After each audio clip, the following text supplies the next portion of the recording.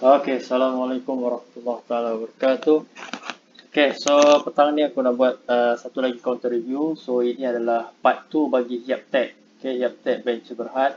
Oke, so apa yang korang tahu bahawa Yaptech dulu mencetuskan satu fenomena di mana dia punya counter naik, oke, dengan begitu tinggi sekali. So sekarang ni kita nak tengok So sekarang ni kita nak tengok apa yang akan berlaku selepas dia naik lebih tinggi macam ni. Right, so adakah dia akan reverse back ataupun dia buat satu lagi kenaikan ataupun dia buat downtrend, cakap downtrend lah. Okay, downtrend, downline.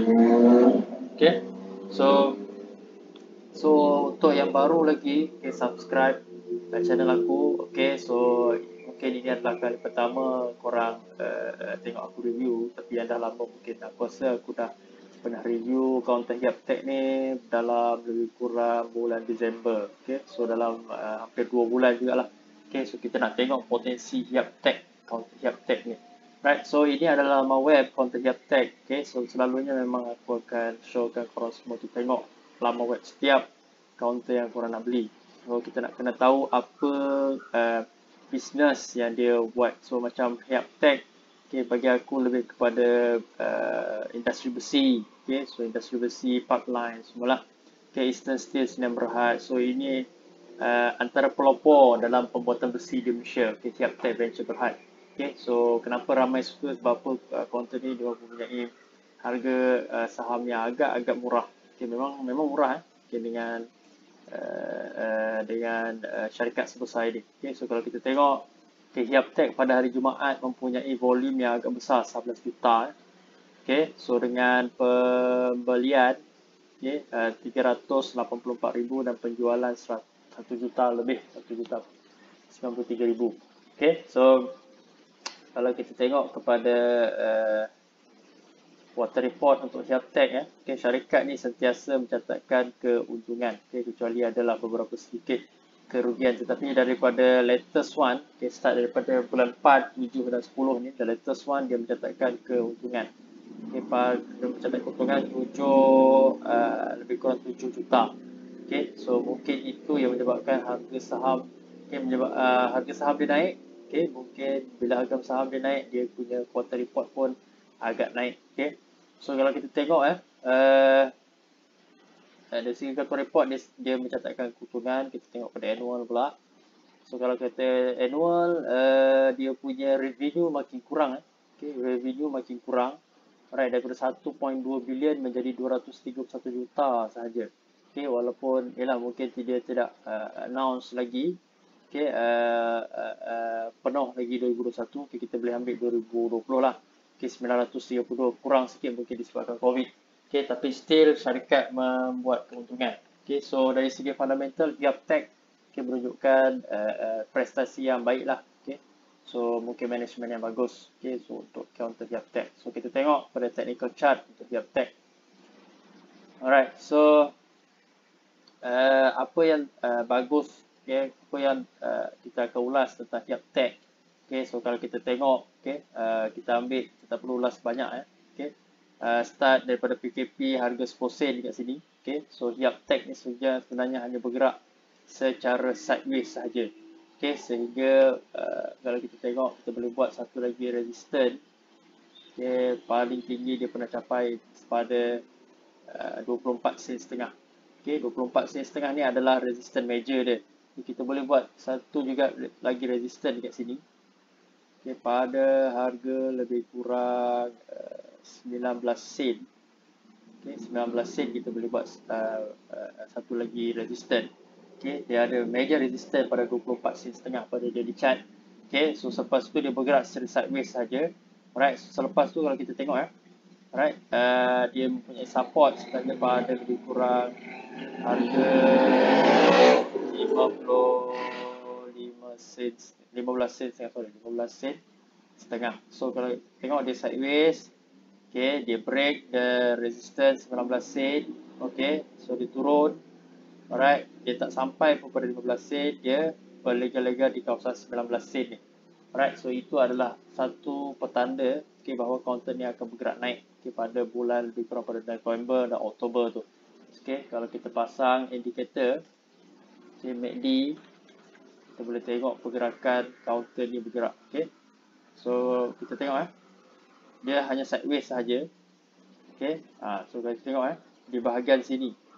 Okay, dia bergerak secara slow sahaja kat sini. Okay, daripada sini dia bergerak secara slow sahaja naik. So, itu ada petanda-petanda bahawa counter ni akan bergerak naik. Okay. So, lepas itu dia break. Okay, pada Disember tak silap aku. Okay, akhir November dia break. Okay, dia mencecah harga paling tinggi pada harga kita boleh buat kat sini lah. Okay, 51 sen setengah. Okay, 51 sen setengah. So selepas itu dia buat beberapa support kat sini, dia pecah. Okay, support 43 sen. Lepas tu dia turun lagi. Okay, dia buat support sini 36 sen. Okay, 36 sen. So sekarang ni selepas dia berjaya mencapai harga tertinggi 51 sen setengah, dia turun. Okay, step by step. Okay, melanggar beberapa support 43 sen, selepas itu 36 sen. Okay. Alright. Okay, so dia cuba untuk melepasi resistance yang paling tinggi 52 sen tapi gagal. Okay, lepas tu dia jatuh. Okay, dia jatuh. Alright, so kita nak tengok potensi counter jab tag ni dalam masa terdekat, adakah dia akan naik. Okay, dari segi pattern berkemungkinan dia akan turun lah. Okay, sebab apa? Dia gagal bertahan dekat support dekat sini 43 sen, dia jatuh. Okay, sekarang ni support dia dah jadi resistant. Okay, dia jadi resistant. Alright, so itu petanda berkemungkinan counter ni akan bergerak turun. Okay, so dari segi MACD pun, okay, masih lagi belum ada tanda-tanda untuk dia bergerak naik. Okay, ni adalah downtrend sebenarnya, ada satu dead cross kat sini. Okay, pada harga lebih kurang 43 sen ni ada dead cross kat situ. Right, so sekarang ni bergerak downtrend. Tapi ada possible juga dia akan bergerak naik kalau dia melepasi 43 sen. Okay, so itu dari segi resistance dan support lah.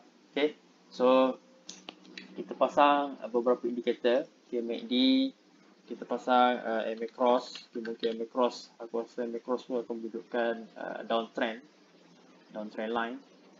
Kita pasang yang sensitif sikit. Okay, so baru saja melepasi, baru saja sell signal kat sini dan sekarang ni dia bergerak turun. Okay, dia bergerak turun, so maksud ada petanda downtrend kat situ. Okay, so kita tengok RSI stokastik pula, RSI dan stokastik.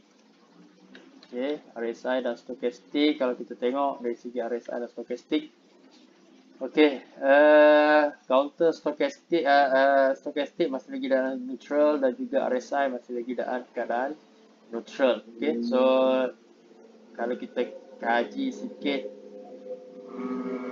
okay, alright, so ini adalah oversold. Pertama ni adalah oversold. Kedua, so kalau kita tengok dengan harga saham yang bergerak naik dekat sini, okay, oversold kat sini, okay, kita boleh tengok okay, dia bergerak naik tetapi RSI menunjukkan dia bergerak turun. Okay, ataupun lebih kurang sama lah. Okay, so itu adalah bearish divergence. Okay, tak ada bullish divergence, bearish divergence. So oversold kat situ menunjukkan dia turun. Okay, so bermaksud dia akan turun. Okay, bermaksud dia akan turun, petanda dari segi RSI. Okay, so kita tengok pada weekly pula. Right, kalau kita nak tengok daripada gambaran lagi besar, okay, dia ada pembentukan bullish harami dekat sini. Okay, bullish harami dekat sini. Tetapi that bullish harami mungkin tak valid sebab apa? Dia selepas hijau tu dia ada merah. Okay, dia ada petanda merah ataupun ada candle berwarna merah dekat situ.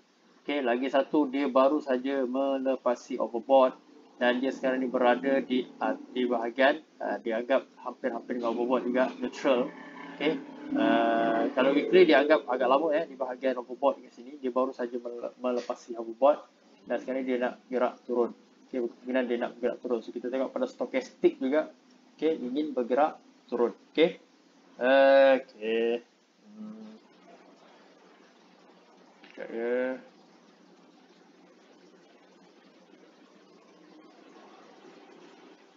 Okay. Alright, so itu untuk weekly. Kita tengok monthly pula. Sekejap, weekly ni kalau kita tengok dari segi situ.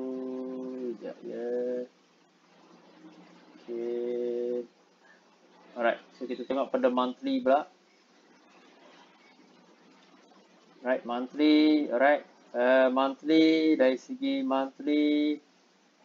Dia okay, kita tengok okay. MACD baru saja mencecah kosong. Okay, baru saja mencecah kosong. So dalam jangka masa panjang berkemungkinan ada potensi sebenarnya counter dia bergerak naik. Okay, sebab apa? MACD baru saja mencecah kosong dan dia mempunyai downtrend yang panjang dekat sini. Okay, kita tengok downtrend yang agak panjang.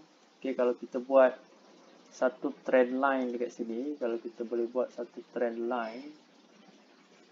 Okay, satu trend line yang panjang.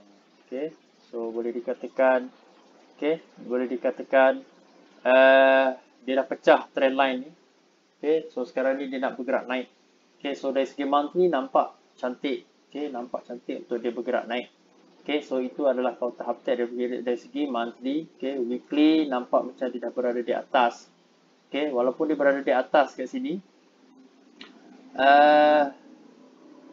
mungkin dia nak bergerak turun bawah.